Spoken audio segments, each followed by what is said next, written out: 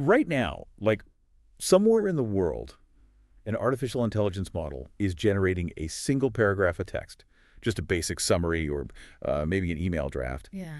And to produce that one paragraph, the system is consuming enough electricity to power a residential house for an hour. Oh, easily. Yeah. I mean, the data centers running these models are so massive, they are literally straining national power grids. We are throwing oceans of water at them just to keep the servers from melting. It's a profound brute force approach, really. We've essentially accepted that to get artificial intelligence, we just have to burn a terrifying amount of energy. Yeah. The entire industry is basically operating under the assumption that bigger is always better. Right, bigger data centers, bigger microchips, more power. Exactly. But what if that core assumption is completely wrong? Like, what if the problem isn't that our computer chips aren't big enough, but that the foundational math we are running on them is just incredibly inefficient? Which is a wild thought. It is. So welcome to the deep dive. Today we're looking at a stack of sources, theoretical math papers, system architecture blueprints, operational roadmaps, and they are all detailing something called the Shannon Prime Lattice project. Yeah, and the mission of this project is, it's staggering. They are proposing a complete ground-up rewrite of how artificial intelligence functions. And when we say ground up, we are talking about a total systemic replacement here for you to wrap your head around. We're going to explore how this project uses one highly specific mathematical object, which is a discrete lattice over a cyclotomic ring, to rebuild AI at every single layer. Right, from the literal silicon chip inside a consumer device to the OS kernel, the memory cache, the neural network model, the data storage sieve, and like all the way up to a globally distributed blockchain network. So if you're tired of hearing about AI monopolizing global energy resources, this deep dive is really going to blow your mind, because this architecture is so elegant and it compresses operations so effectively that massive multi-billion parameter AI models don't even need a supercomputer. No, not at all. They can run entirely locally on the cell phone sitting in your pocket. Which sounds like science fiction, I know. But the overarching theme we really need to keep in mind today is this idea of vertical unification. The vertical unification. Okay. Right. If you think about how standard computing architectures are built, they are highly compartmentalized. Standard AI uses one highly specific algorithm for the microchip hardware, then it uses a completely different, unrelated software framework to run the neural network. Right. And if you want to connect that to a network, you use a third, entirely separate set of internet protocols. It's like building a house by hiring 3 different contractors who don't speak the same language. That's a great way to put it. You get the concrete guy for the foundation, the steel guy for the framing, Yeah. the glass guy for the windows. It works.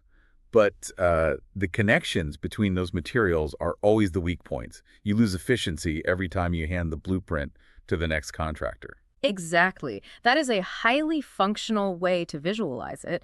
The Shannon Prime Lattice just throws that entire multi-contractor approach away. So instead of concrete, steel, and glass, the foundation, the framing, and the windows are all constructed from the exact same mathematical atom. Wow. Yeah. The math governing the physical silicon chip is mathematically identical to the math governing the global network. It is completely wild. Yeah.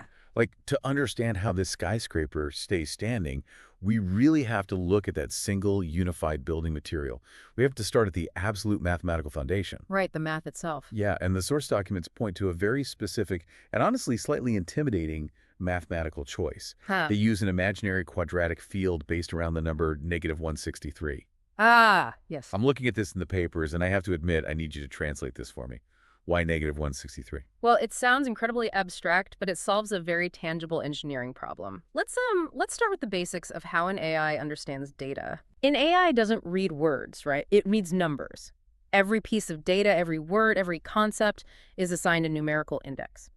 Now, in mathematics, there is a concept called a unique factorization domain. Like how the number 12 can only be factored into 2 times 2 times 3. Yes, exactly. There's no other combination of prime numbers that equals 12. Precisely. In basic arithmetic, that rule always holds true.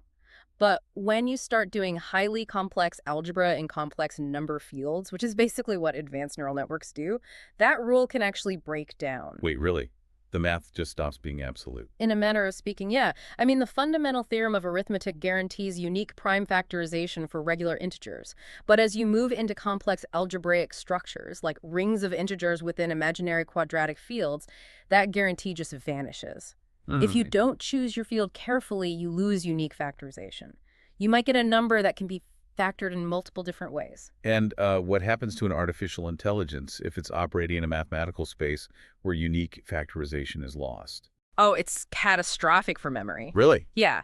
If an AI assigns a numerical value to a specific concept, but that number can be factored or interpreted in 3 different ways depending on how the equation is processed, the AI will structurally hallucinate. Oh, wow. It will confuse entirely unrelated concepts because their mathematical underlying structure basically bleeds into one another. Ah, I see. It would be like trying to retrieve a memory of a dog, but the mathematical address for dog suddenly also points to like automobile and apple. Exactly. It's Yeah. a mess. Yeah. So the engineers behind the Shannon Prime Lattice needed a mathematical field that is incredibly rich and complex, but still guarantees absolutely strict, unique factorization. Right. And in number theory, there are only exactly 9 specific numbers, they're called Heegner discriminants, that create an imaginary quadratic field with a class number of 1. And a class number of 1 is like the mathematical guarantee of unique factorization. Correct. The number -163 is the largest, most complex of those 9 Heegner numbers. So by hard-coding the entire system into the imaginary quadratic field of q square root -163,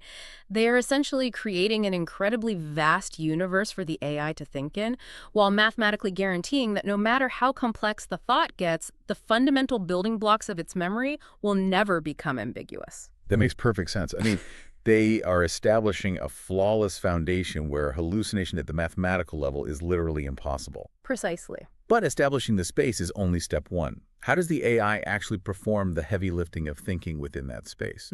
Because modern AI relies on something called a softmax attention kernel, right? Which requires massive amounts of processing power. Yeah, standard AI systems use floating point arithmetic. They are calculating massive grids of numbers with long decimal tails. Right. And it requires specialized, incredibly power-hungry hardware like high-end NVIDIA GPUs just to crunch the decimals. The Lattice project, though, eliminates standard floating point attention entirely. Okay, so what do they use? They replace it with a negacyclic polynomial ring. Okay, negacyclic polynomial ring. Break that down for me, because right now it sounds like a spell from a fantasy novel. I know, the terminology is dense. But instead of multiplying massive grids of decimal numbers, they represent the AI's data as polynomials. Like an algebra class. Yeah, think back to high school algebra equations with variables like x squared plus 3x plus 2. By shifting the data into this format, they don't need heavy decimal crunching anymore. They just need to multiply polynomials together. Oh, interesting. But even polynomial multiplication can get slow if the numbers get too big. So to optimize this, they use the Chinese remainder theorem paired with a number theoretic transform. Ah, okay. I spent a lot of time reading the section on the Chinese remainder theorem, or the CRT, because I think it's like the absolute secret sauce to why this can run on a cell phone. It really is. Yeah, the sources list 2 very specific numbers here. Q1, which is 1,073,738,753, and Q2, which is 1,073,732,609. These are called Proth primes. Yes. And they were both exactly 30 bits in size. Yes, those specific integers are the beating heart of the system's efficiency. I want to make sure I'm visualizing the mechanics of this correctly. Yep. In standard computing, if an AI is doing highly complex math, it might generate a result that requires, say, a 60-bit number to store. Right. And to process a 60-bit number efficiently, you usually need specialized hardware, like 128-bit processors and a massive server. Right. It's like trying to move a giant 60-ton shipping container. You can't just put that on a regular pickup truck. You need a massive specialized industrial crane. And those specialized cranes are the massive data centers eating up all our electricity. Right. But what the Chinese remainder theorem does is it takes that massive 60-ton container and it splits the mathematical load cleanly in half. It divides it into 2 30-ton boxes. Exactly. One box is processed using the math of the first prime, Q1. The second box is processed using the math of the second prime, Q2. And because they are only 30 bits large, those boxes could be carried by literally any standard off-the-shelf 64-bit computer processor. Your analogy is functionally perfect. That is the exact mechanism. By routing the polynomial multiplication through a dual prime CRT kernel, they completely bypass the need for industrial cranes. The math suddenly fits natively inside the standard arithmetic logic units, the ALUs of everyday consumer hardware. That's insane. Yeah, you don't need a dedicated AI supercomputer because the math has been structurally scaled down to fit the processor you already own. But I read that these two primes, Q1 and Q2, are explicitly frozen in the system architecture. They are hard-coded across the entire project. I mean, I understand why they picked 30-bit numbers, but why can't a developer tweak these specific numbers later on? That's a good question. Like, if a better processor comes out next year, why not change the primes? Because in this architecture, those two primes act as the immutable laws of physics. We mentioned earlier that the lattice unifies the microchip, the software, and the global network, right? Right. Well, the global network relies on cryptographic proofs and routing addresses to send data between computers. And in this system, those proofs and addresses are derived directly from the residues of those two specific prime numbers. Meaning the math of the prime numbers literally creates the map of the network. Exactly. If a single node, say, your cell phone, decided to update its software and change those prime numbers, it would be mathematically ostracized from the rest of the network. Oh, wow. It couldn't verify the data coming in, and no one else could verify the data it sends out. Changing the primes would be like changing the gravitational constant of the universe. You are suddenly living in a different reality, and you can no longer interact with anyone in the original one. So the foundation is perfectly set. We have our negative 163 imaginary quadratic field preventing memory hallucinations, and we have our two frozen 30-bit Proth primes, allowing complex math to run on standard processors. Right. Now we need to look at how this math physically interacts with the AI model itself. Because an AI model isn't just an equation, it's gigabytes or terabytes of physical data called weights. Yeah, the parameters or weights are the actual brain of the AI. It's the billions of connections the AI learned during its training. Yeah. And storing that brain takes up massive amounts of physical memory. Standard models usually assign 16 bits or 32 bits of memory for every single individual parameter. Which is why running an AI model takes up so much RAM. The lattice architecture tackles this by deploying extreme compression. The source papers outline something called Q8 weight compression. That's the Q8. This shrinks the parameters down to just 1 byte or 8 bits per coefficient.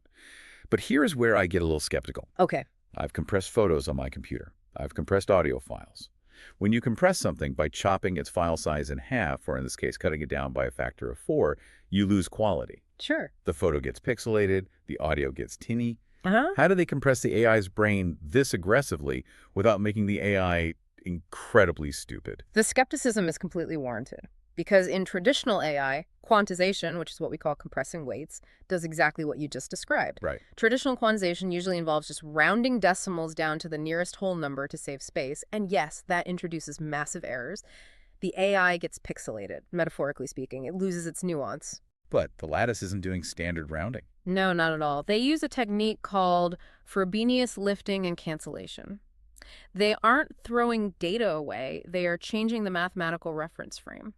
Okay, what does that mean? Because they are operating inside that cyclotomic ring we discussed, they can apply a specific scaling factor, a Perot-Frobenius scale, during the actual matrix multiplication process. Okay, visualize this for me.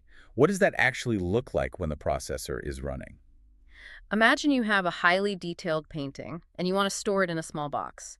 Traditional compression cuts the painting into pieces and throws half of them away. Yeah. Frobenius lifting is more like taking the painting and viewing it through a specific mathematical lens that bends the image, shrinking it flawlessly so it fits perfectly in the box without losing a single brushstroke. Oh, I like that. Right? And when the computer actually performs the math, when the AI is thinking, the system automatically applies the reverse lens. The kernel decompresses the numbers inline.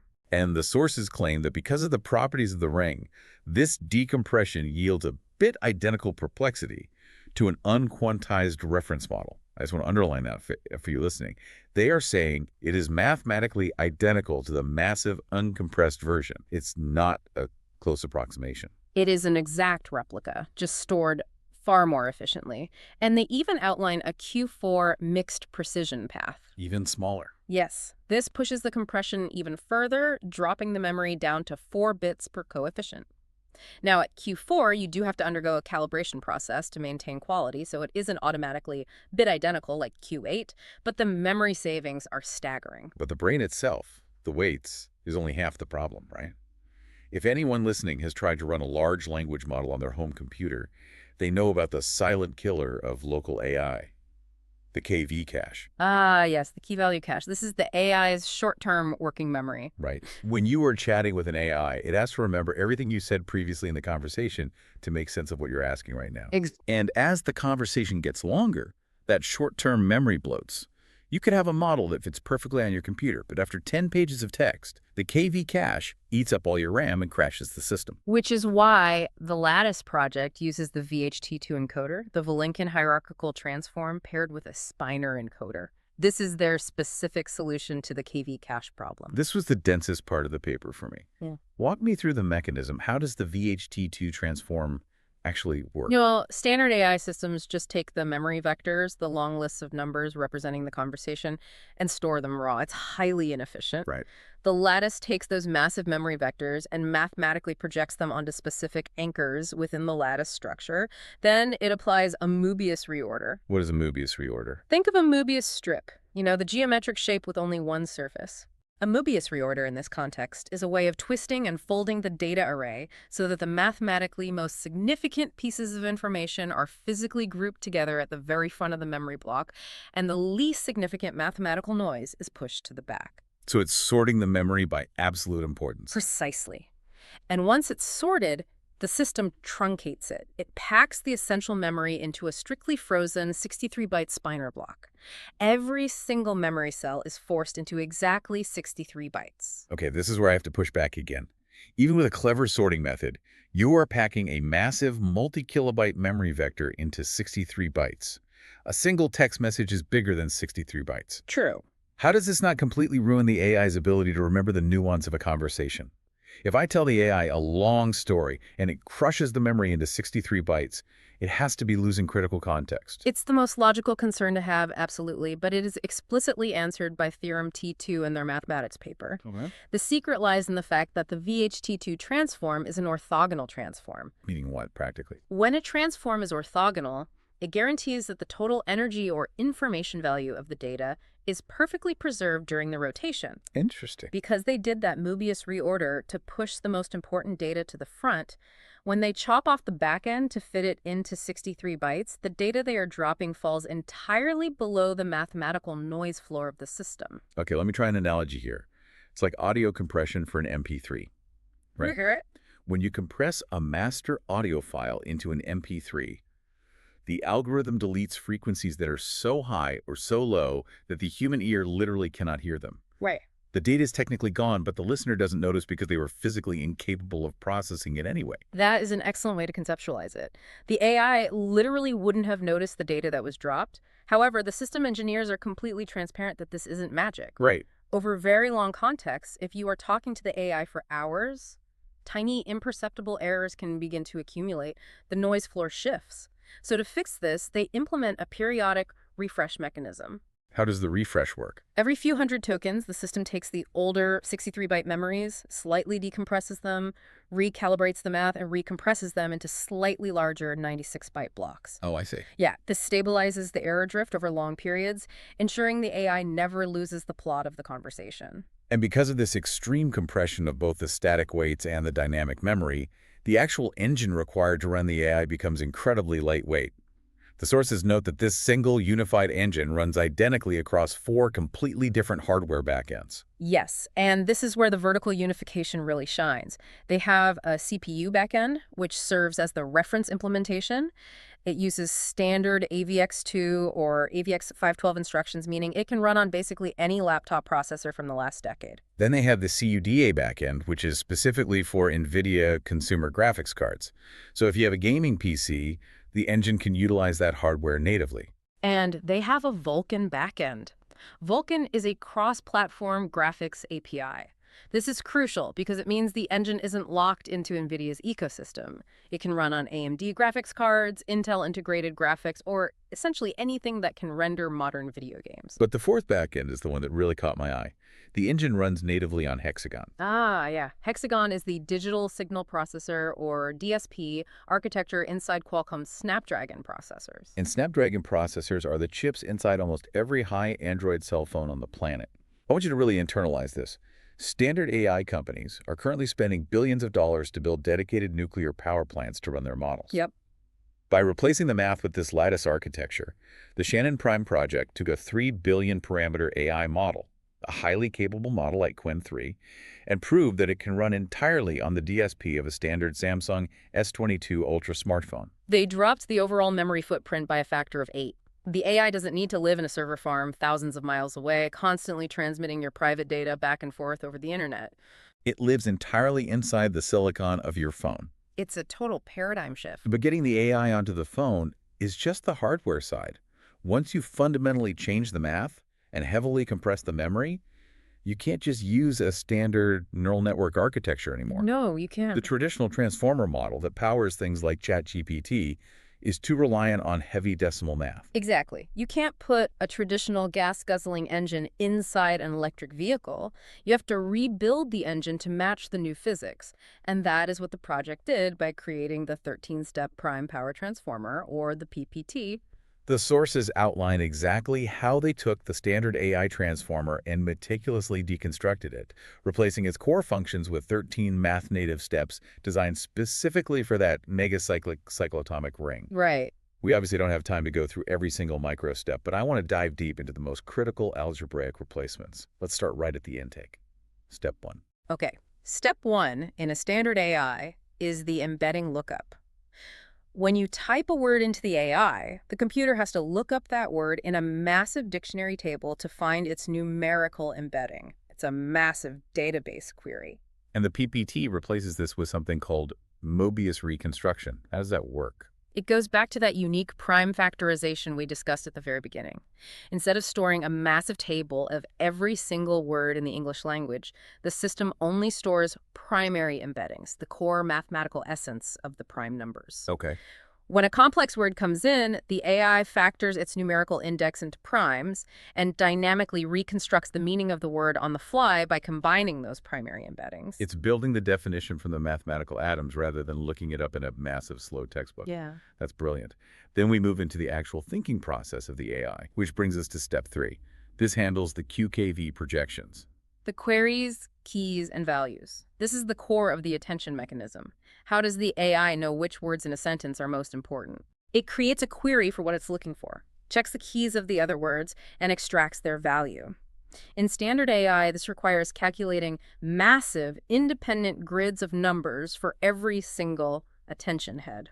And what does the lattice do differently here? They introduce twin prime head pairing. I'm going to visualize this. What is an attention head, and why pair them? An attention head is just a specific mathematical viewpoint the AI uses to look at a sentence. One head might focus on grammar. Another head might focus on the emotional tone. Makes sense. The lattice architecture pairs these heads up mathematically if their numerical indices differ by exactly 2. For instance, head number 5 and head number 7. In mathematics, numbers like 5 and 7 are called twin primes. So it forces these two different viewpoints to work together as a pair. Yes. And structurally, within this twin prime pair, the two heads are forced to share their query and key calculations. They use the exact same math to figure out what they were looking for, but they maintain independent value weights to extract different meanings. Why do that? Why force them to share? Because it drastically cuts down the computation. If they share the query and key, you only have to do that heavy mathematical calculation once for the pair instead of twice. Wow. And this structural decision directly enables step 7, which is the fused value-weighted sum. The papers emphasize this step heavily. Because the heads are paired as twin primes, the system can execute something called spinor reconstruction. This is perhaps the most crucial optimization for the physical hardware. In standard AI, when the attention heads finish their calculations, they have to write those massive grids of numbers down into the computer's main memory, the RAM, before they can combine them together for the next step. It has to write out its intermediate work. Exactly. And in computing, writing to memory is agonizingly slow. It creates what engineers call the memory wall. The processor is incredibly fast, but it spends 90% of its time just waiting for the RAM to save the data. Yeah. Yeah, spinor reconstruction completely bypasses the memory wall. How does it combine the data without writing it down? Because of the elegant math of the twin prime pairs and the spinor blocks we talked about earlier, the processor can reassemble the combined output directly from the algebraic coefficients, while the data is still sitting inside the processor's own internal registers. Oh, wow. It performs the math and combines the results simultaneously. It entirely avoids materializing those intermediate, dense data grids in the computer's main memory. So it's basically holding all the numbers in its head, doing the combination, and only writing down the final answer. That alone must speed up the processing dramatically while saving massive amounts of power. It absolutely does. But moving along the 13 steps, we arrive at step 9. This is the feed-forward network cold start. Right. When the AI boots up a new layer of its neural network, it needs to rapidly allocate memory slots for its calculations. But it has to do this without accidentally assigning two different pieces of data to the exact same memory slot. Which in computer science is called a hash collision. Let me use an analogy here to make sure I understand the gravity of this. Go for it. A hash collision is like handing out parking passes for a 100-space parking lot. If the algorithm handing out the passes is sloppy, it might accidentally give two different cars a pass for spot number 42. When both cars try to park, the system crashes. That is a perfect real-world example. Standard computer systems spend a massive amount of computational energy running complex cryptographic hash functions just to guarantee that two cars never get the same parking spot. It takes time. But the Shannon Prime Lattice doesn't use complex modern hashing. The sources say they reach back into the 18th century and use Euler's prime-generating polynomial. Leonhard Euler, one of the greatest mathematicians in history, discovered a very specific formula, n squared plus n plus 41. I remember looking at this in the source material. Why is that specific formula so important? Because if you plug the numbers 0 through 39 into that formula as n, the output is guaranteed to be a distinct prime number every single time. 41, 43, 47, 53, and so on. It never repeats, and it never produces a composite number. So how does the AI use this? When the neural network layer cold starts and needs to hand out its first 40 parking passes, it doesn't run a complex algorithm. It just plugs 0 through 39 into Euler's polynomial. Oh, that's clever. Because the formula mathematically guarantees distinct prime numbers, the system mathematically guarantees 0 hash collisions for that entire startup phase. It assigns the memory instantly, flawlessly, with basically 0 computational cost. It is deeply fascinating. It is an incredibly elegant, almost analog solution to a modern digital problem. But speaking of complex modern problems, we have to talk about ROPE, rotary positional embeddings. Right. This is how an AI model understands the order of words in a sentence. It's how it knows that the dog bit the man is profoundly different from the man bit the dog. Positional embeddings are absolutely crucial for language comprehension, but traditionally, tracking the position of every single word requires floating point trigonometry. The system uses continuous mathematical functions, sines and cosines, to plot the words on a rotational graph. Sines and cosines. That implies incredibly heavy, continuous decimal math just to keep track of word order. It is incredibly taxing on memory. But the lattice's prime power transformer routes this entire process through the discrete cyclotomic ring we established in section 1. Okay. By doing that, it mathematically translates the continuous trigonometric rotation into a discrete polynomial index shift. I am looking at the exact numbers provided in the source architecture, and I want to lay them out clearly because the scale of this optimization is hard to believe. It is staggering. For an AI to keep track of a conversation that is 4096 tokens long, a standard AI architecture using sines and cosines requires 524,000 floating point numbers. That takes up roughly 2 megabytes of the fastest, most expensive memory on the chip. Right. And how does the lattice compare? By using this discrete polynomial shift, the lattice system tracks the exact same 4096 word conversation using exactly 4096 integers. It drops the memory footprint from 2 megabytes down to 16 kilobytes. Yeah. That is a 128x memory reduction.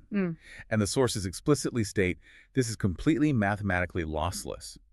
I have to ask, how is it possible to strip away 99% of the mathematical data and not lose any spatial awareness of the words? That massive reduction is entirely possible because they are leveraging something called the three-gap theorem within the mathematical ring. The underlying mathematics of the ring naturally equidistributes the data. Oh, I see. It inherently knows the spatial relationships without needing hundreds of thousands of extra decimal points to plot the graph manually. It's like the structure itself is doing the heavy lifting. Yeah. And that same three-gap theorem is intimately connected to how the AI handles long-term memory overflow, specifically through something the sources call Fibonacci KV subsampling. Yes. Explain this to me, because this seems to solve one of the most annoying problems with using AI today. When you talk to a standard AI for a long time, eventually its memory fills up. It runs out of context space. When that happens, standard models use a blunt force solution.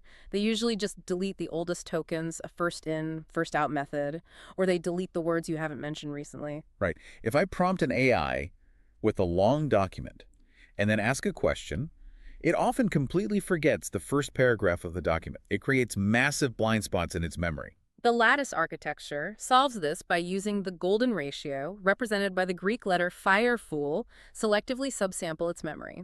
Instead of just chopping off the oldest data, the system uses the Fibonacci sequence, which is intrinsically tied to the golden ratio, to select which tokens to keep. Why the golden ratio? What makes that specific mathematical proportion so special for memory? Because of the three-gap theorem, slicing the memory based on the golden ratio guarantees perfect temporal spacing.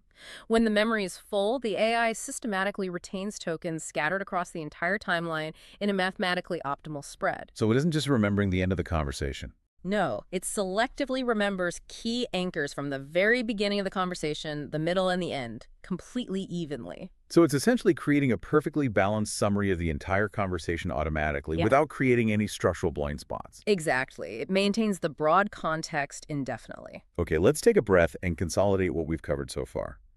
We have an AI model that runs flawlessly on a cell phone chip. It uses compressed binary blocks for memory. It uses uniquely factored primes to avoid hallucinations. It bypasses the memory wall by combining data internally, and it sorts its context perfectly using the golden ratio. It's quite the list. It is. And that is an incredibly powerful standalone device. But the core purpose of artificial intelligence isn't just to be a static calculator. It has to learn. If this phone is interacting with the real world and it learns a brand new fact, how does it store that new knowledge without constantly duplicating what it already knows and overflowing its 63-byte memory blocks? That question brings us into the system's architecture for knowledge representation, specifically the sieve and the algebraic resonance memory, or ARM. When I was reading the operational roadmap for this section, they introduced a concept called KSTE Knight Spiner trees. When a new memory is formed by the AI, it isn't stored as raw text. It gets encoded into one of these trees. What exactly is a Knight Spiner tree? Think of it as a structural map of an idea. It takes the compressed spiner blocks we discussed earlier and arranges them hierarchically. It maps the relationships between concepts into a mathematical branching structure. And once that map is created, it has to be evaluated by the Friedman sieve. Now, the way I visualize the Friedman sieve is like an incredibly strict bouncer at an exclusive nightclub. Okay, I like that. The nightclub is the AI's permanent memory bank. The bouncer's only job is to look at every new piece of information to make sure absolutely no duplicate or redundant information gets inside. The bouncer analogy works beautifully here because the Friedman sieve is specifically evaluating semantic novelty. It isn't just looking for exact word-for-word duplicates. It uses a mathematical operation called a dominance partial order to evaluate the meaning of the KSTE trees. Let's avoid the heavy math jargon here.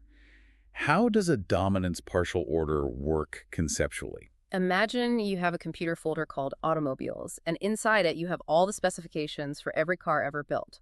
That folder represents an existing memory tree. Okay. Now, a new memory tree arrives, and it contains the definition of a steering wheel. The sieve looks at the steering wheel tree and realizes that this concept is completely subsumed by the existing automobiles tree. The old tree logically dominates the new one. Because if you fully understand cars, you inherently already understand what a steering wheel is. The AI doesn't need to waste precious memory learning a subset of something it already knows. Exactly. If the new knowledge is completely dominated by the existing knowledge base, the bouncer rejects it at the door. It gets deleted. But comparing every single new idea to the entire database of everything the AI knows sounds incredibly slow. Standard databases take seconds or even minutes to run massive similarity searches. This is where the structural efficiency of the math comes back into play. The Friedman sieve doesn't do a full deep dive comparison immediately. It uses extremely fast tier 0 and tier 1 prefilters. Because the knowledge is encoded as mathematical properties of a megacyclic ring, the sieve can compare these trees in constant time. Constant time, meaning it takes the exact same fraction of a millisecond to check the database, regardless of whether the AI knows 100 facts or a billion facts. Yes, it is checking mathematical boundaries, not reading text. Ultimately, the sieve only admits information that belongs to the dominance and comparable frontier. Meaning information that cannot be mapped into anything the AI already knows. It is genuinely fundamentally novel. And once that novel information gets past the bouncer, it enters ARM, algebraic resonance memory. Yes. ARM is the collective associative memory of the system. It lives entirely inside the cyclotomic ring. When multiple new pieces of genuinely novel information pass the sieve, they aren't stored in separate, isolated hard drive files. They accumulate dynamically via simple ring addition. So it's literally blending the memories together mathematically. But how do you blend memories together in a single ring without them turning into an unintelligible mess? If you mix too many colors of paint together, you just get brown. That is the risk with associative memory. It's called memory interference. If the mathematical keys used to store the memories are too similar, they will overlap and overwrite each other. Traditional systems prevent this by using incredibly heavy mathematical initialization routines to guarantee the keys are randomly distributed. But the lattice avoids heavy math. So what do they do instead? They use golden ratio key generation. The golden ratio again. Yes. By spacing out the memory keys systematically using the golden ratio, the mathematical structure naturally guarantees that every single key is nearly orthogonal to all the others. Orthogonal, meaning completely independent. They are mathematically positioned, so they never cross paths or interfere with one another. Precisely. It achieves perfect memory separation organically, without requiring the processor to calculate massive initialization equations. Okay, so let's zoom out here. We now have a single, highly efficient device. It has processed data, sifted out the redundancies, found genuinely new, incomparable knowledge, and structurally encoded it into its resonance memory. Right. But the true ambition of the Shannon Prime Lattice project isn't just to make one incredibly smart cell phone. It's to build a global, decentralized supercomputer. Yeah. We need to look at how this isolated node connects to the rest of the world. Which is the core problem of distributed networking. If your phone discovers a breakthrough nuance in quantum physics, how does it share that specific knowledge with the millions of other devices on the network without relying on a centralized server farm owned by a tech giant to route the traffic? The architecture achieves this through a distributed hash table, or DHT, but standard DHTs are notoriously slow because they rely on cryptographic hashing. The lattice uses something radically different, a two-axis Fibonacci prime address space. This natively solves the routing problem without expensive cryptography. Let's break down those two axes because it is an incredibly elegant approach to network architecture. Axis 1 is semantic, and axis 2 is load. I want to spend some time on axis 1 because the concept of semantic routing without a central server is mind-bending. How does axis 1 actually work? Axis 1 is based entirely on the prime factorization we discussed in the very first section. Remember how the AI encodes the fundamental meaning of words into prime numbers? Right, the primary embeddings. Well, the global network is partitioned into mathematical slabs based on those same prime numbers, because the KSTE memory trees encode semantic meaning directly into their numerical structure. Related concepts naturally factor into the exact same mathematical neighborhoods. So the meaning of the data literally becomes its own GPS coordinate on the network. Exactly. It's intrinsic semantic adjacency. If your phone generates that new tree about quantum physics, it doesn't need to ask a central server where to send it. The mathematical prime factors of the tree automatically dictate that the data must be routed to the specific physical nodes on the network that hold the prime factored slab for quantum physics. The knowledge automatically organizes itself globally based on what it means. That is incredible. But here is the obvious vulnerability. What happens if there is a massive global breaking news event? Oh, I see where you're going. Yeah, like what if the entire world suddenly starts generating data about the exact same semantic topic, say a massive earthquake in California? Wouldn't every phone on the planet try to route its data to the exact same semantic slab? Wouldn't the specific physical computers assigned to that topic instantly overload and crash? That is the fatal flaw in standard semantic routing, and it is exactly why Axis 2 exists. Axis 2 handles the physical computational load, and to do this, it deploys Fibonacci hashing. Let me guess. We're using the golden ratio again. We are. The golden ratio is proving to be the ultimate load balancer. Within any given semantic slab, no matter how popular it gets, the network uses Fibonacci hashing to uniformly distribute the actual physical computations across all the available nodes. So even if a billion people are talking about the earthquake, and the semantic gravity pulls all that data toward one neighborhood, the Fibonacci sequence perfectly spaces out the burden so no single computer gets crushed. Correct. The semantic neighborhoods can experience massive popularity spikes, but the individual devices inside those neighborhoods remain perfectly uniformly loaded. It's brilliant. It's a self-balancing global brain. But sending completed memory trees is just data storage.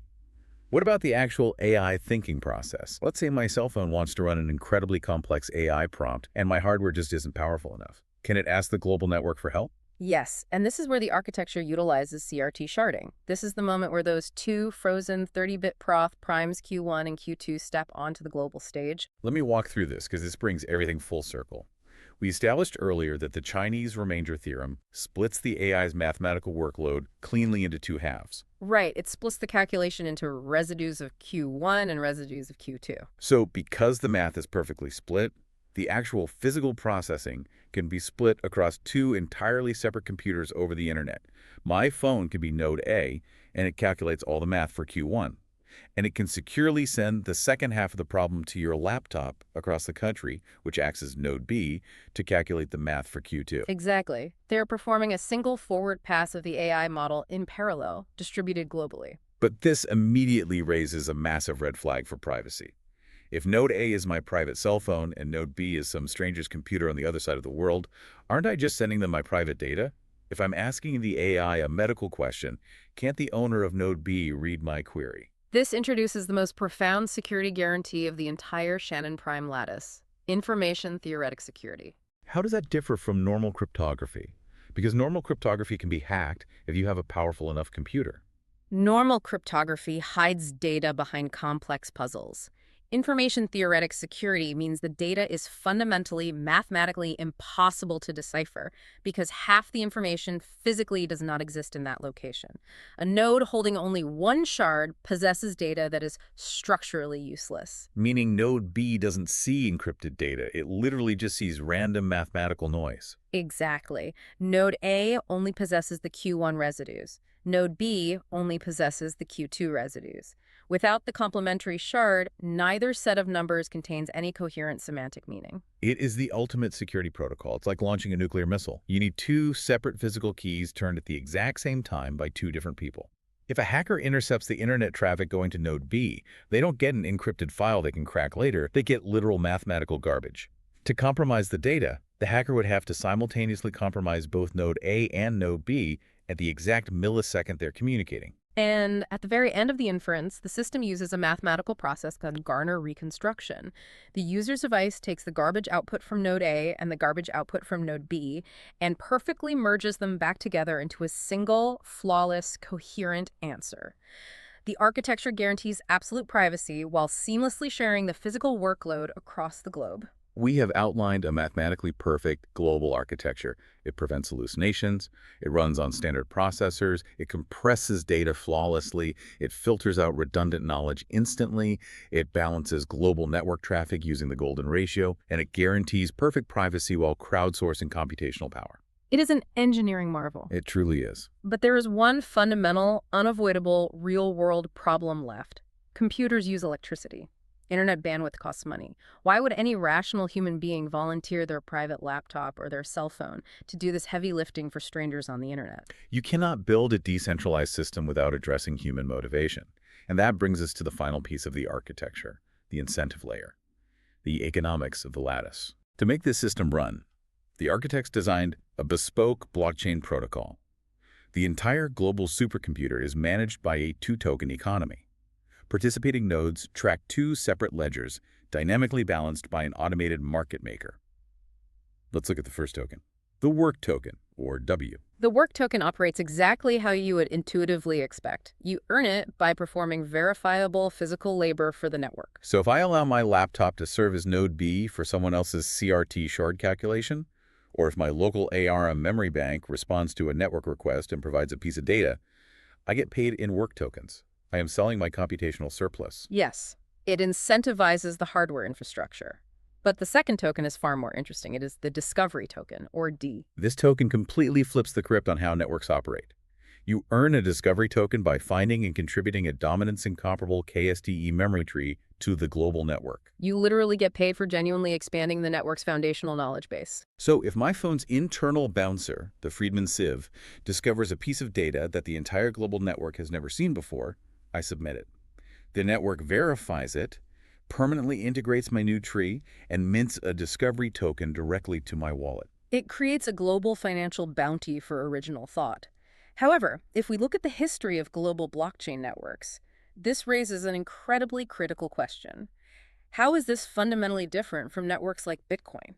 Bitcoin is infamous for its energy consumption.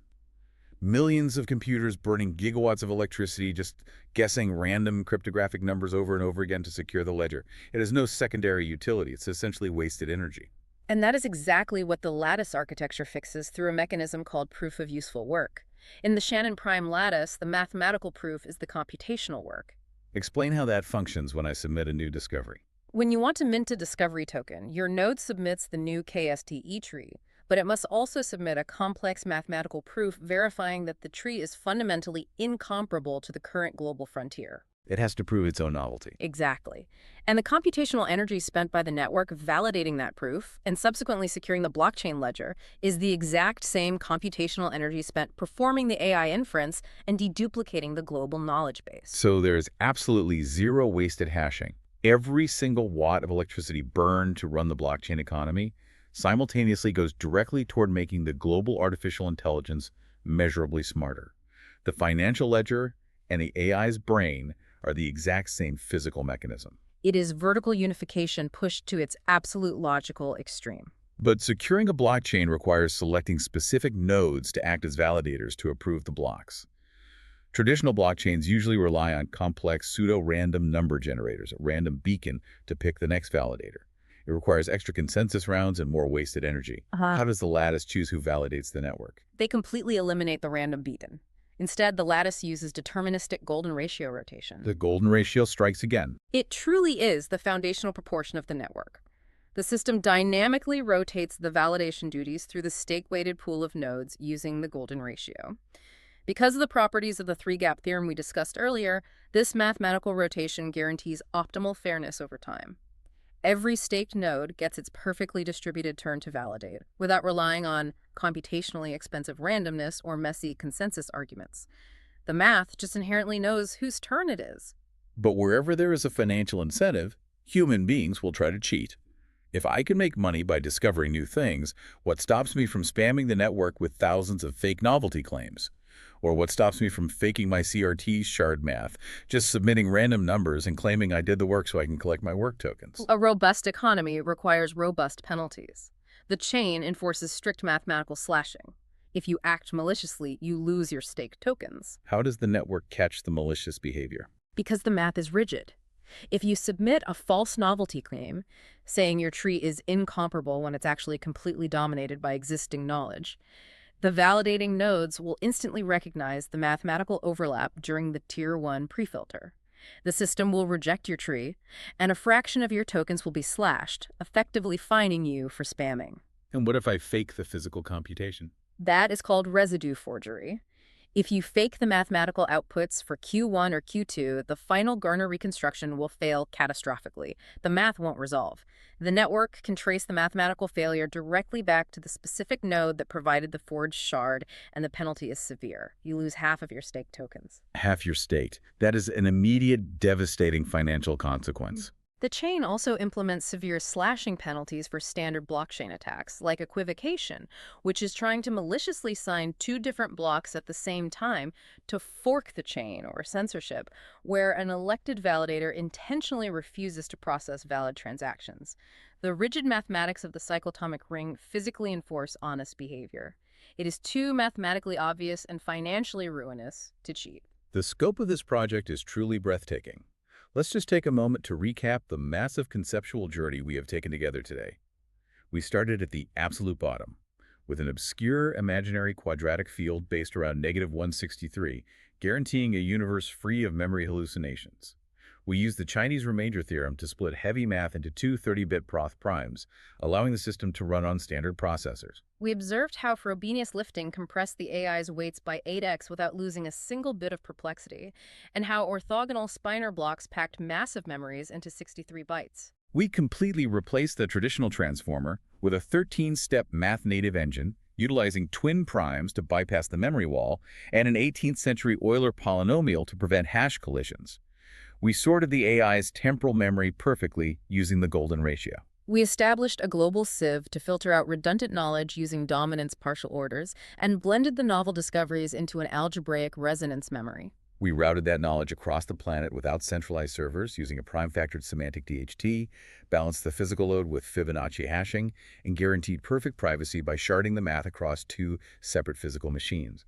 And finally, we incentivized the entire global ecosystem with a dual-token blockchain powered by proof of useful work, ensuring not a single watt of electricity is ever wasted. It is, without hyperbole, a masterpiece of complete system engineering. The vertical unification is flawless. But I want to leave you with a final thought today. It's a concept drawn directly from the concluding open questions section of our source material. The architects refer to it as the mechanism design sufficiency problem. We have proven the math works perfectly. What is the open problem? We have mathematically proven that this system can compress knowledge, securely distribute it, perfectly verify its novelty, and flawlessly reward the node that discovered it. The equations are absolute. But human behavior is the ultimate wildcard. How so? The token economy is explicitly designed to heavily reward novelty. You get paid discovery tokens for finding genuinely new things. But in mathematics, the supply of truly novel, incomparable knowledge is not infinite. It is strictly mathematically bounded by something called Kruskal's tree theorem. Wait, bounded, meaning there's a hard limit. Yes. There is only so much genuinely new knowledge to go around before concepts naturally begin to dominate and subsume each other. So eventually the global AI brain learns almost everything. Exactly. And as the network approaches that boundary, the supply of available discovery tokens will bottleneck. Novelty becomes a finite, profoundly rare, and increasingly valuable resource. Oh, I see where this is going. So the fundamental, unsolved open question is this. Will rational human operators choose to publish their new knowledge to the global network immediately to collect a small reward? Or, understanding that true novelty is a finite resource governed by Kruskal's theorem, will human beings choose to hoard their discoveries in secret, starving the global AI, just waiting for the market reward to skyrocket before they finally share what they know? The system mathematically perfected the sharing of information, but it inadvertently created an economic incentive to hoard it. The architecture of the Shannon Prime Lattice is practically flawless. It can flawlessly encode the complex semantic universe into a 63-byte spinor block. It can unify a silicon chip with a global network using a single mathematical atom, but the ultimate question remains. Can an elegant equation outsmart human greed? It is something for you to ponder. That is the perfect, provocative place to leave it. Can you build an entire skyscraper from the foundation to the windows out of a single mathematical atom? Yes. But no matter how perfect the architecture is, you still have to trust the people moving into the building. Thank you all for joining us on this incredible journey. We will see you next time on The Deep Dive.